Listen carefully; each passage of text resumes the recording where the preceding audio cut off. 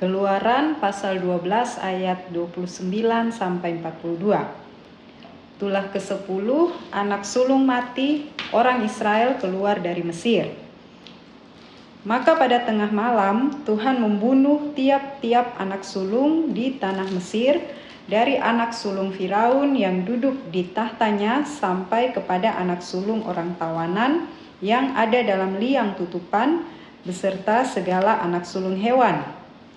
Lalu bangunlah Firaun pada malam itu bersama semua pegawainya dan semua orang Mesir, dan kedengaranlah seruan yang hebat di Mesir, sebab tidak ada rumah yang tidak kematian. Lalu pada malam itu dipanggilnyalah Musa dan Harun, katanya, "Bangunlah, keluarlah dari tengah-tengah bangsaku, baik kamu maupun orang Israel, pergilah, beribadahlah kepada Tuhan seperti katamu itu. Bawalah juga kambing dombamu dan lembu sapimu seperti katamu itu, tetapi pergilah dan pohonkanlah juga berkat bagiku." Orang Mesir juga mendesak dengan keras kepada bangsa itu, menyuruh bangsa itu pergi dengan segera dari negeri itu, sebab kata mereka, "Nanti kami mati semuanya." Lalu bangsa itu mengangkat adonannya sebelum diragi, dengan tempat adonan mereka terbungkus dalam kainnya di atas bahunya. Orang Israel melakukan juga seperti kata Musa. Mereka meminta dari orang Mesir barang-barang emas dan perak serta kain-kain. Dan Tuhan membuat orang Mesir bermurah hati terhadap bangsa itu sehingga memenuhi permintaan mereka. Demikianlah mereka merampasi orang Mesir itu.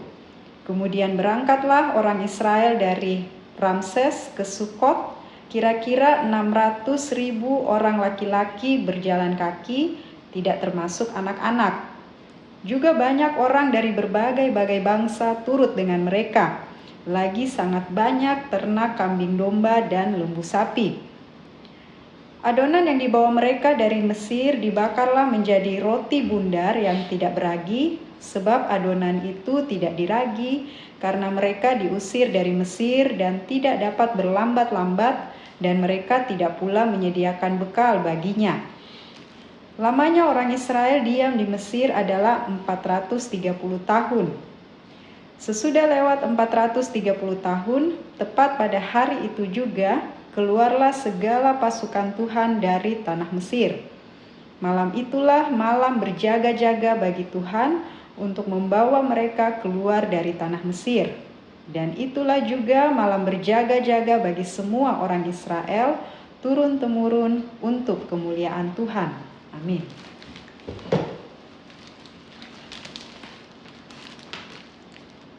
Bapak, Ibu, saudara-saudari, dan adik-adik yang dikasihi Tuhan Yesus, ini pembacaan hari ini merupakan lanjutan pemberitaan firman Tuhan pada sekitar 19 Desember 2023 yang lalu. Kemudian mulai tanggal 20 sampai hari Minggu kemarin tanggal 7 Januari tentang peristiwa Natal ya. Karena kita berada di hari raya Natal, hari kelahiran Raja Shalom, Raja Damai.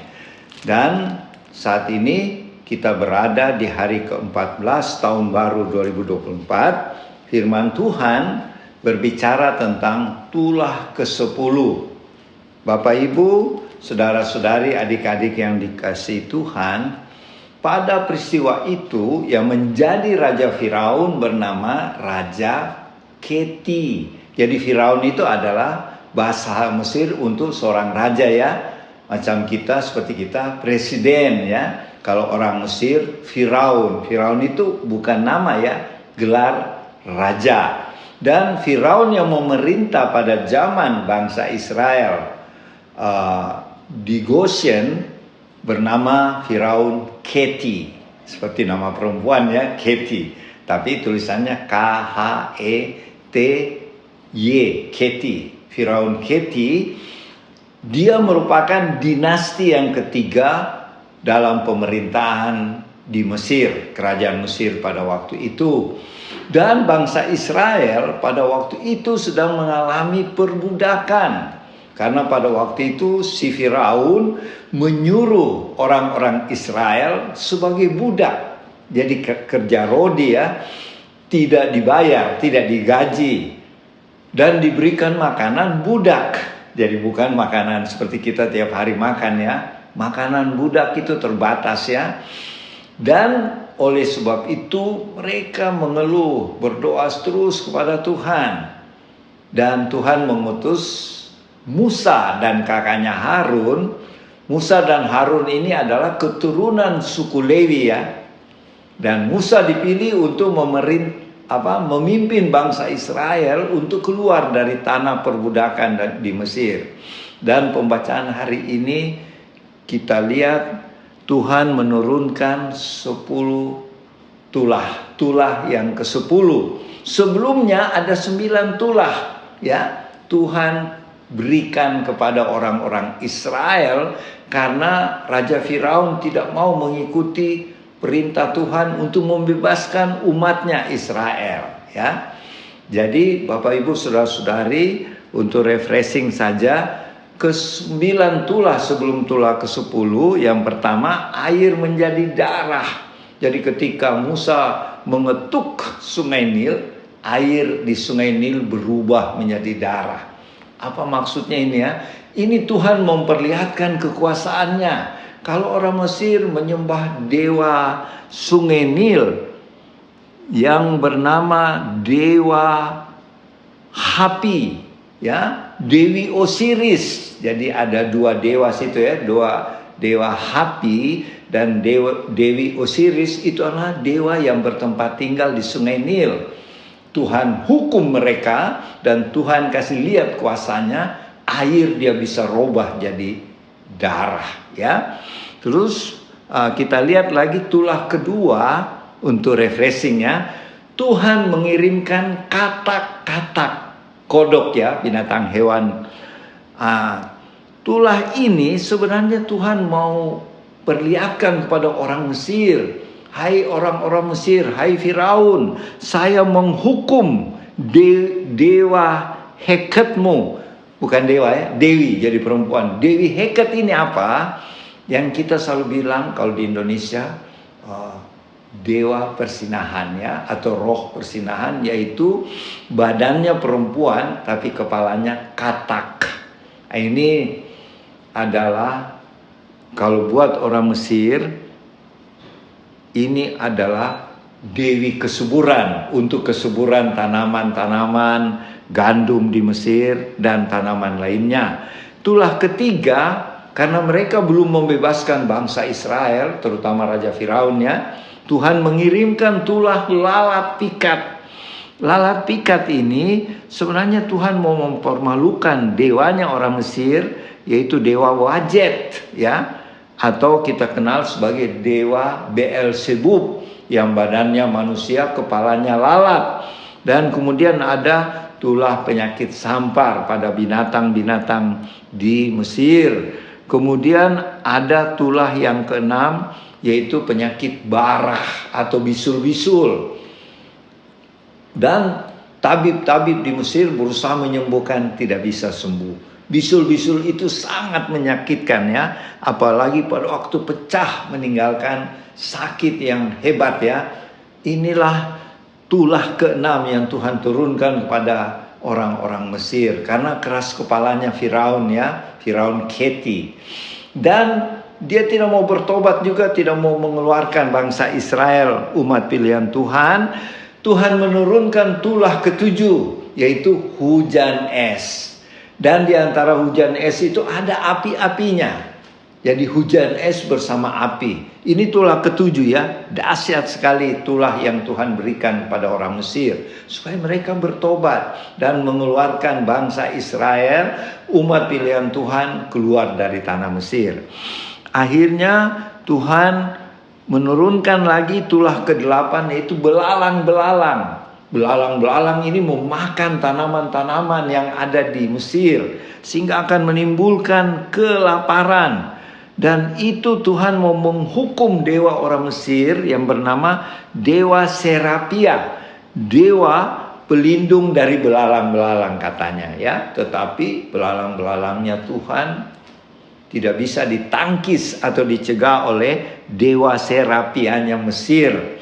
Dan kemudian tulah ke-9 Tuhan menurunkan kegelapan selama 3 hari di Mesir ya. Kecuali di Goshen. Goshen itu tempat orang Israel tinggal di tanah Mesir ya, namanya Goshen. Dan waktu kegelapan 3 hari ini di Israel tetap terang benderang ya. Dan maksudnya Tuhan untuk menghukum dewa Mesir yang tertinggi, yaitu dewa Ra, dewa mataharinya Mesir. Tapi dewanya tidak bisa menimbulkan terang ya. Itulah artinya Tuhan Allah yang kita percaya, Tuhan Allahnya orang Israel, Tuhan kita juga ya, yang kita kenal sebagai Tuhan Yesus Kristus, itu Tuhan yang dahsyat, Tuhan yang berkuasa, sehingga dewa-dewinya orang Mesir tidak berdaya. Dan juga Tuhan mau menghukum dewi bulannya, atau namanya Horus, dewa Horus terkenal ini ya, itu dewa bulannya orang Mesir ya. Dan terakhir yang kita baca hari ini, kematian anak-anak sulung orang Mesir, termasuk anak sulungnya Firaun Keti, termasuk kalau ada tawanan-tawanan, orang-orang penjara di Mesir, itu juga anak-anak sulungnya dimatikan oleh Tuhan. Dan termasuk anak-anak sulung dari hewan-hewan. Jadi tulah ke-10 ini dahsyat sekali ya. Dan akhirnya benar, Firaun Keti memanggil Musa dan Harun, pergilah bawa bangsa Israel, jangan lama-lama, sebab kita bisa mati semua ini orang Mesir. Jadi Tuhan memerintahkan orang Israel, sebelum kita keluar dari Mesir, kita lakukan buat roti buru-buru ya, karena kalau buat adonan itu lama ya. Makanya disebut oleh mereka peringatan roti tidak beragi. Karena apa? Mereka buru-buru mau keluar dari Mesir malam itu. Dan waktu tulah ke-10 kita tahu bersama, Tuhan mengirim malaikat maut untuk membunuh semua anak-anak sulung di Mesir, termasuk anak sulungnya Firaun, dan bahkan anak-anak sulung dari hewan-hewan. Dahsyat ya, dahsyat sekali tulah ke-10 ini.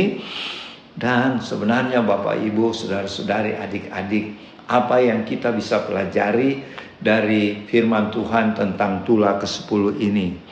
Pertama, pada waktu bangsa Israel melakukan Paskah. Paskah itu dilakukan karena pada tulah ke-10 itu roh kematian melewati rumah-rumah di Mesir. Tapi sampai di rumah orang-orang Israel di Goshen, roh maut itu lewat. Karena apa?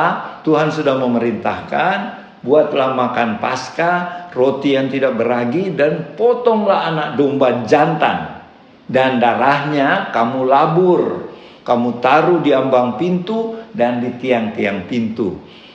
Maksudnya supaya apabila sebentar malam roh maut berjalan di Mesir, roh maut itu ketika melihat darah anak domba Allah, mereka lewat. Makanya itu disebut Pesah, lewat ya, atau Paskah. Jadi hari raya Paskah itu memperingati tulah ke-10 ini, di mana Tuhan mengirim roh kematian untuk menghukum Firaun dan semua orang Mesir yang tadinya tidak mau membebaskan umat pilihan Allah ini. Dan sebelum mereka tinggalkan Mesir, Musa perintahkan pada orang-orang Israel, minta kepada orang-orang Mesir barang-barang berharga seperti emas, perak, baju-baju bagus, kan mereka budak.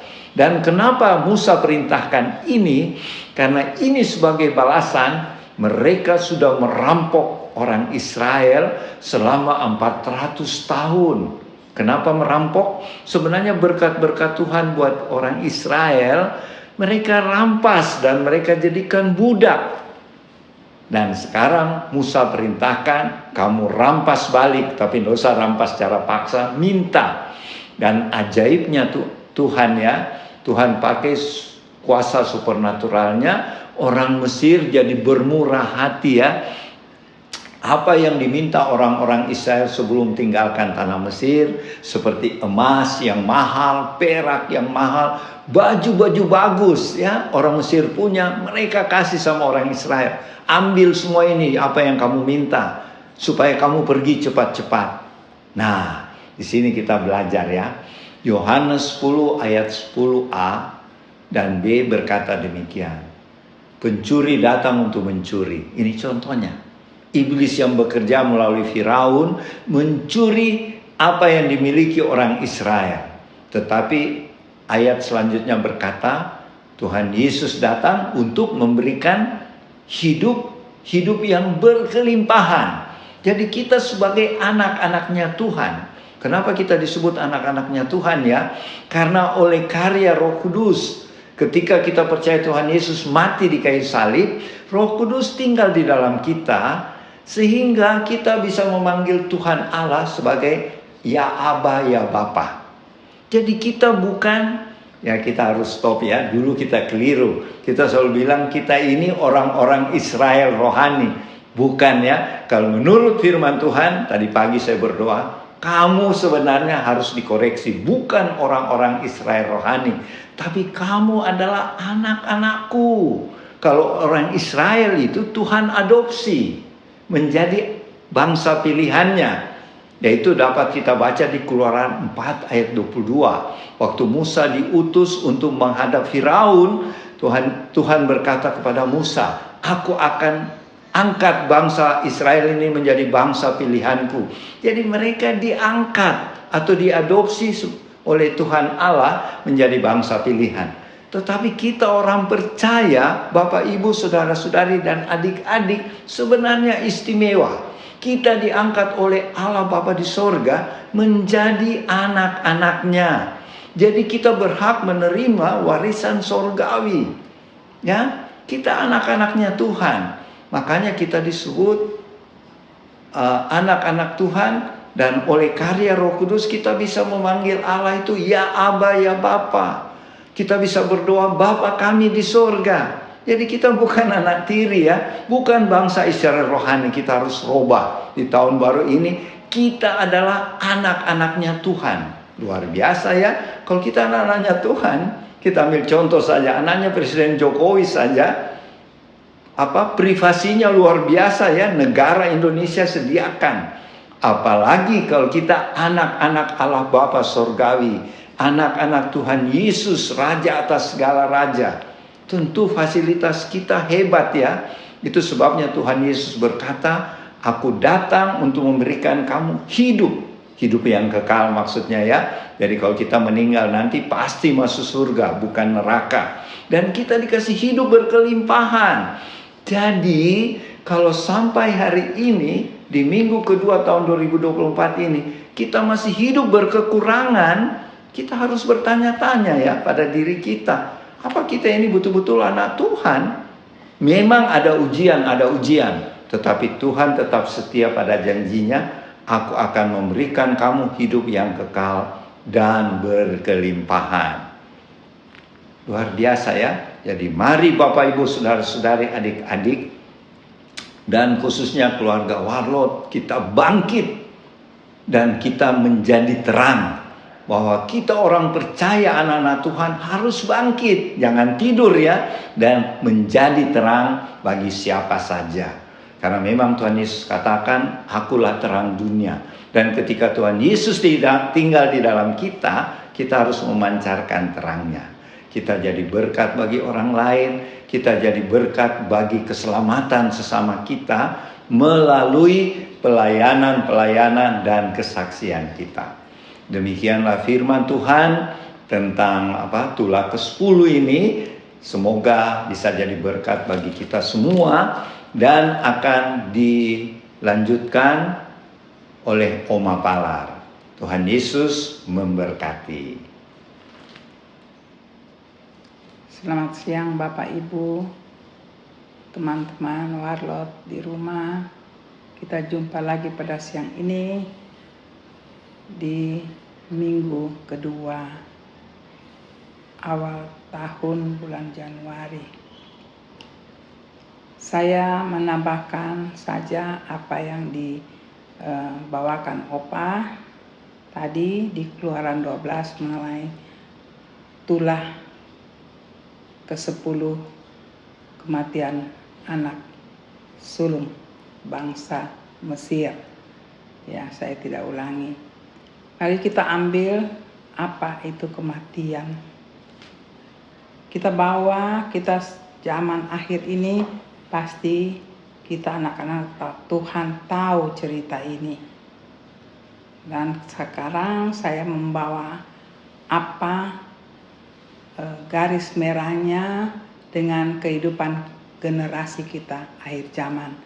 Saya singkatkan aja bahwa cerita ini adalah bayangan penderitaan nantinya Tuhan Yesus disalib. Itu pertama, ya. Bagaimana darah itu dicurahkan oleh Tuhan untuk generasi selanjutnya yang kita nikmati, darah Tuhan Yesus pada akhir zaman saat ini. Darah yang diceritakan tadi adalah menyatakan bagaimana bayangan darah itu adalah darah Tuhan Yesus yang menyelamatkan bangsa Israel. Darah anak domba. Tuhan Yesuslah anak domba yang ditaruh oleh malaikat di ambang-ambang pintu. Itu tanda adalah bagi orang-orang yang percaya pada Tuhan Yesus. Apa hubungannya dengan kita generasi saat ini? Kita percaya darah Tuhan Yesus yang Dia tumpahkan di kayu salib. Itulah darah anak domba Allah, ya, yang diberikan oleh Tuhan Yesus bagi kehidupan kita sebagai anak-anaknya yang percaya. Hubungan cerita dengan zaman sekarang, kita harus bawa darah itu menyelamatkan. Tuhan Yesus disalib, menderita, yang diambil adalah darahnya. Ya. Waktu zaman bangsa Mesir, darah anak domba. Domba itu dikorbankan, darahnya yang diambil. Pengorbanan anak domba. Dan zaman sekarang, generasi kita, darahnya Tuhan Yesus. Apa arti korban? Di situ ada penderitaan, ada sakit secara fisik anak domba yang lalu, zaman bangsa Israel di Mesir, dan sekarang zaman adalah tubuh Tuhan Yesus sendiri. Korban, kata korban itu ada sakit, penyangkalan diri. Dan darahnya itu Dia berikan kepada kita sebagai anak-anaknya. Dengan darah itu ada kemenangan. Bangsa Israel waktu diberikan tanda itu, malaikat maut tidak akan menjamah mereka. Hasilnya mereka dikeluarkan karena bangsa Mesir ketakutan. Di situ ada kematian. Nah, sekarang dengan kita, kematian Tuhan, darahnya kita ambil untuk kehidupan kita. Darah yang memenangkan kita di dalam kehidupan dunia ini. Penderitaan Tuhan kita lakukan melalui apa yang kita selalu lakukan, yaitu perjamuan kudus. Itu peringatan kita, seperti bangsa Israel keluar dari Mesir menuju tanah Kanaan. Itu ada tanda.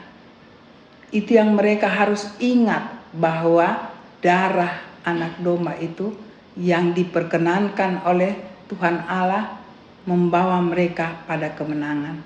Nah, kita juga demikian. Karena kita percaya Tuhan Yesus, ya, tanda yang Ia berikan adalah kamu akan menang dalam kehidupan kalau kamu bersandar dengan aku melalui pengorbanan yang kita selalu ingat peringati, yaitu darahnya. Saya membawa pengertian bagaimana waktu mereka keluar dengan kemenangan menuju pada dari kegelapan menuju pada terang. Waktu kita menuju di situ, kita bisa ambil pengertian, Bapak Ibu, teman-teman di rumah, yang Tuhan mau nyatakan kemenangan kita sebagai manusia. Di dalam kegelapan menuju terangnya, di situ kita mengakui darah. Di dalam pengakuan kita di situ, apa hasilnya? Tuhan memenangkan kita di semua segi kehidupan kita di dunia. Karena kita sudah percaya Dia secara roh, kita mengakui Dia, kita mengakui penderitaannya, dan kita hayati, selalu mengingat dengan perjamuan kudus. Dan apa yang kita dapat, Bapak Ibu di rumah, kemenangan demi kemenangan. Roh sudah kita akui, itulah kemenangan kita. Hasilnya apa? Kita menerima kemenangan secara fisik. Semua harta bangsa Mesir, bangsa Israel bangsa Israel menang, mereka disuruh membawa apa? Ada emas, ada harta benda, dan semua. Saya tidak ulangi, pasti Bapak Ibu sudah membaca. Itulah harta dunia. Ya. Jadi di dalam kemenangan kita zaman ini, kita mengakui kemenangan Tuhan, penderitaan Tuhan. Kita percaya, kita akui Dia membawa kehidupan kita. Kita bersandar kehidupan kita padanya. Dia berimbas, itu akan berimbas dengan jasmani kita, kekayaan, kehormatan, ya. Bagaimana hidup di dalam dunia ini, Tuhan penuhi semuanya. Tidak ada alasan bagi kita untuk menjadi kita penderitaan. Bapak Ibu, setelah waktu kita mengerti ini, kita bawa Tuhan di dalam kehidupan kita, pengorbanannya menjadi kemenangan bagi kita. Apa kemenangan itu? Setiap tapak kehidupan di dunia ini kita pasti menang. Tetapi yang paling penting, kita sudah percaya dan cara kita berpikir bahwa Tuhan segalanya dalam hidup kita. Bukan berarti Bapak Ibu, kita penderitaan itu Tuhan kita tinggalkan kita. Kita hidup di dunia ini ada kata penderitaan, tetapi penderitaan itu hanya untuk menyadarkan kita. Menyadarkan kita mengambil apa yang Tuhan berikan pada kita, yaitu kemenangan. Jadi di dalam penderitaan kita, disitulah kita melihat Tuhan. Kita melihat cara Tuhan bekerja. Di penderitaan itu Tuhan berbicara banyak dengan kita. Jadi penderitaan bagi anak-anak Tuhan bukan untuk menjatuhkan, bukan untuk kita gagal, tetapi di dalam penderitaan itulah kemenangan kita. Kita katakan pada dunia, di dalam penderitaan itu ada Tuhanku berbicara di situ. Ada hal-hal yang Tuhan berbicara kita, apa yang kita harus mengambil tindakan untuk keluar dari penderitaan itu. Tindakan itulah kemenangan kita di dalam Tuhan. Tuhan memberikan banyak hal di situ. Tuhan berbicara. Ada hal-hal yang kita akan ambil tindakan yang Tuhan berbicara. Saya ulangi lagi bahwa bagi anak-anak Tuhan, penderitaan bukan untuk kita menjatuhkan kita. Bukan kita gagal, bukan kita kalah.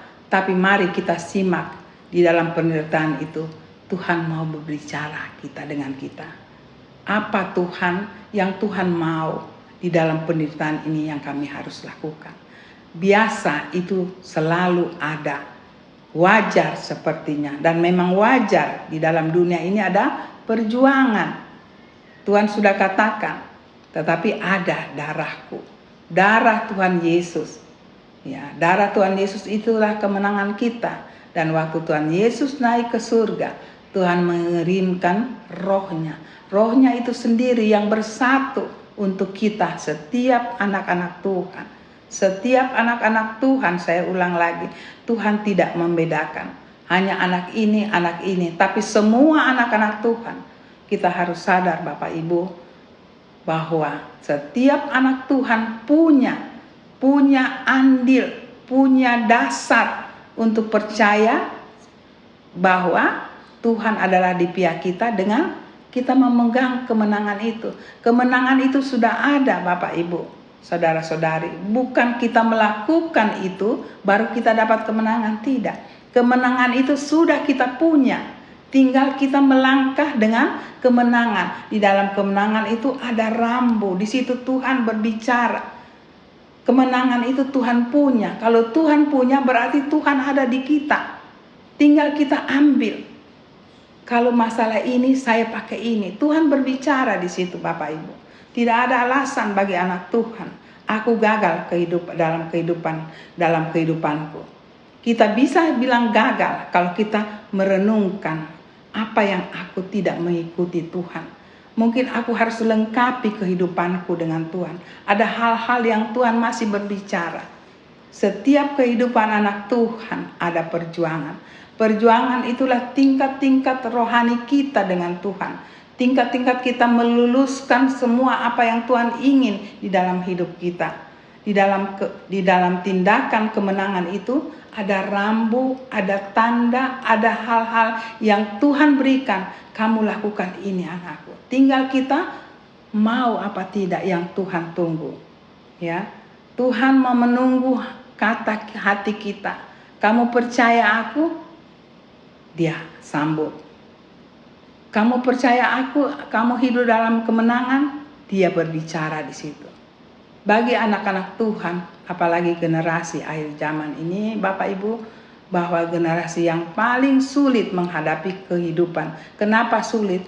Karena di sini setan bekerjanya sangat double. Dia ingin mencari pengikutnya, khususnya bagi anak Tuhan. Dan bagi anak Tuhan selalu digagalkan. Paling banyak digagalkan di dalam persekutuan. Entah persekutuan keluarga, ada persekutuan komunitas gereja, persekutuan keluarga. Bapak Ibu bisa merasakan itu di tiap-tiap masing-masing pribadi. Saya ada di persekutuan apa? Saya masuk persekutuan organisasi anak-anak Tuhan. Di situ setan sekarang selalu menghancurkan kehidupan anak-anak Tuhan. Itu yang paling dia senang. Karena setan datang untuk menghancurkan, mencerai-beraikan anak-anak Tuhan. Anak-anak domba ya, yang Tuhan gembalakan, yaitu kita. Dia mau menceraikan-beraikan, hancurkan. Nah, saya harapkan Bapak Ibu, saudara-saudari di rumah, apabila kita punya komunitas, terlebih-lebih di dalam persekutuan keluarga, itu dijaga sangat lebih